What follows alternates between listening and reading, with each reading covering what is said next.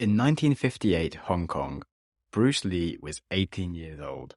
He was about to jump into a boxing ring with Gary Elms, the current school's champion.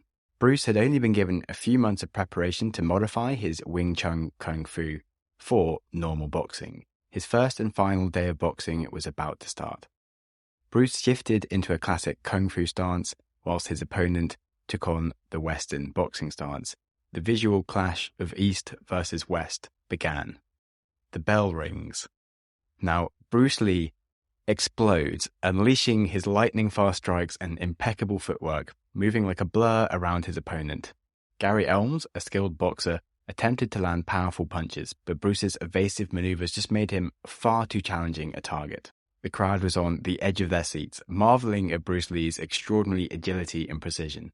He effortlessly adapted to each of Elms' moves, countering with swift, powerful attacks. It was a mesmerizing display of skill and strategy, leaving the spectators in awe of Bruce Lee's young prowess. He knocked Gary down several times, and when the final whistle blew, it was clearly a win. However, after the victory, Bruce Lee did not boast about his achievement. In fact, he felt very aware of his lack of strength and was frustrated that he didn't have the power to knock Gary Elms out. Lee swears that he'll redouble his training and humbly acknowledges just the valuable learning experience rather than boasting about his skills. He recognized that there were many areas where he could still improve and refine his techniques. This match really helped to reinforce Bruce Lee's belief in just constantly evolving and expanding his martial arts knowledge. His response really demonstrated his unwavering dedication to self-improvement and his commitment to embracing challenges as opportunities for growth. Now that mentality would carry him forward to create his success in martial arts, of course, but filmmaking, writing, and philosophy, for which he also became rather famous. And if you want to know what happened after this fight, he actually got caught up with more street fights in Hong Kong where he lived, so his father moved him to the US, where he then got into acting. And at this point in time, 1960, there'd never been an Asian hero in cinema. Yet ultimately, Bruce Lee showed the world that anyone could succeed with determination and discipline. Hello and welcome to the Growth Mindset Podcast with me, Sam Webster Harris. Today, we will be looking at Bruce Lee's life and his 6 habits and mindsets for success. Number 1, embrace failure on the path to success. Now, Bruce Lee said, "Do not fear failure, for it is not failure but low aim that is the crime. In great attempts, it is glorious even to fail." Now, Bruce Lee is of course famous for his ambition and his fearlessness, but you might believe that that comes from his confidence that he would always win. And yet he really knew within his core that failure was fine as long as he would learn from it and get up again from any failure and try again, because that makes you unstoppable. Now, of course, he's famous for his attitude for perfection, which is often seen to conflict with the fear of failure, but he believed in continuous improvement and self-mastery. He believed in striving for excellence in all aspects of life, including martial arts, philosophy, and personal growth. He also really emphasized that perfection itself is a very elusive concept and that the journey towards it is much more important than achieving an unattainable ideal. He did famously say that, "I fear not the man who has practiced 10,000 kicks once, but I fear the man who has practiced one kick 10,000 times. And this quote reflects his focus on mastering the fundamentals first and honing one's skills through dedicated practice and repetition. However, when it came to failure, Bruce Lee had a unique perspective. He encouraged embracing failure as just a natural part of the learning process. Instead of avoiding failure, he believed in learning from it and using it as a stepping stone to success. He saw failure as an opportunity to gain valuable insights, to adjust one's approach and grow stronger. And I think his attitudes towards perfection and embracing failure as part of it really just showed his real root beliefs in continuous learning, self-awareness, and a willingness to embrace challenges as opportunity for growth. The ultimate growth mindset. Number 2, carry a notebook everywhere. Well, you may not know it, but Richard Branson is also famous for carrying a notebook everywhere, and Lee carried his notebook wherever he went. He'd write everyday musings, philosophy, affirmations, poetry, funny lines, ideas, and he'd later combine the thoughts that he had as he was going along into his visions for success. When he found or came up with a significant idea, he'd use the back of a plain 3x5 yellow note card to write it down and then sign the note card as a contract to himself. So he'd often be refining and copying the notes from his notebooks into these note cards.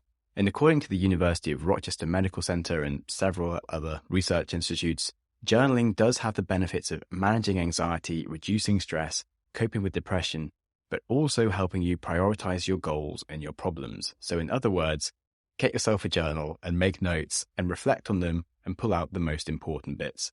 And number 3, repeat goals to yourself, which relates to his signing his card, so he'd have an awareness of what he really should be doing. He really did begin to write down his goals and recite them over and over again. Now, this is a pretty timeless classic from things such as Napoleon Hill's Think and Grow Rich, but has also been shown in science as well. And on January the 7th, 1969, Lee wrote down a life goal entitled, My Definite Chief Aim. And this goal stated that I, Bruce Lee, will be the first highest paid Oriental superstar in the United States. I will give the most exciting performances and render the best of quality in the capacity of an actor. Starting in 1970, I will achieve world fame, and from the onward till the end of 1980, I will have in my possession $10 million. I will live the way I please and achieve inner harmony and happiness. Now, kind of uncannily, most of his goals would ring true. With the release of the film Enter the Dragon in 1973, Lee did become one of the world's most recognizable film stars. And again, there is some science behind this. It's not just saying some things and they will happen. Researchers from the University of Waterloo, Colin McLeod and Noah Foran, have proven that reading words aloud does make them easier to remember than reading them silently. Doing so can produce a memorable experience called the production effect. This effect is the active cognitive process of encoding words into long-term memory, and it works better when your own voice is used to produce the words. Another boxer, Mike Tyson, also used a similar visualization technique with his trainers to visualize himself one day becoming the boxing champion, and he did become the heavyweight champion of the world at age 20. Arnold Schwarzenegger also used visualization in believing that he could become Mr. Olympia and then getting into acting, which was a similar stigma against him as like strong men couldn't really be proper actors, but he managed to really forge that path. And then getting into politics, where again, people at the time believed that sort of a dumb actor could become a proper politician, and he became governor of California, which is GDP-wise the 10th biggest country in the world. Anyway, let's get back to Bruce Lee and journaling. So basically, reading your goals aloud to yourself can in some ways help them come true. Now, one of my bugbears with this podcast is a lot of people do think that growth mindset might be related to sort of like, oh, just believe stuff and it can happen. Like, growth mindset doesn't mean that you can do anything with your life. Now, growth mindset doesn't break the laws of physics. You can't do absolutely anything. You can do any physically possible thing, but you also can't do everything, and you have to work out what you need to sacrifice to get there and be responsible for making those sacrifices and being the person in control. You can't just believe that good things will happen. And they'll happen. You have to also believe that will happen due to the sacrifices and work that you put into it. A fundamental part of growth mindset is work, which takes us on to number 4. Practice your craft constantly. Now, there's a great quote from one of Bruce Lee's students called Ted Wong, who says, "Do not expect Bruce Lee-like results unless you're willing to put in Bruce Lee-like hours to obtain them." Bruce Lee would constantly tell his students that Bruce himself was not actually that special. Instead, he was just a very dedicated trainer. In 1963, the records show that Bruce Lee would be practicing at least 3 hours a day on just the wooden dummies, as well as all the other training that goes into it. In fact, Chuck Norris even stated that no other human being had trained the way Bruce Lee trained, fanatically. He lived and breathed it from the time he got up at 6 o'clock in the morning until he went to bed at night. According to the book Talent is Overrated by Jeff Colvin, deliberate practice is worth more than anything. Now, sure, some people do, of course, have natural gifts and can improve faster, but it is practice that really delivers the results. High performers like Mozart, Tiger Woods, or the Williams sisters weren't born like geniuses. In fact, they just practiced daily from a young age. Mozart received classical music training from his father, who was a composer. Tiger Woods' father devoted his life to turning him into the best golf player in the world. The same with the Williams sisters, whose father just dedicated himself to training them to be the best they could be. And it was practice that unlocked that, not just innate skill. So like Bruce Lee, whatever your passion is, you have to devote yourself to it to make it happen. Number 5, constantly read a variety of subjects. Although reading is becoming less popular, it has many physical and mental benefits. Like many of the great thinkers, Bruce Lee obtained an education through his own style of self-learning. He was always carrying a book with him anywhere he went. In his free time, he'd often visit bookstores. And by the time he died, when he was 32, he had over 2,500 books in his personal library. And that's not just martial art books, but Western and Eastern philosophy, exercising books, self-help books, Shakespeare, other novels.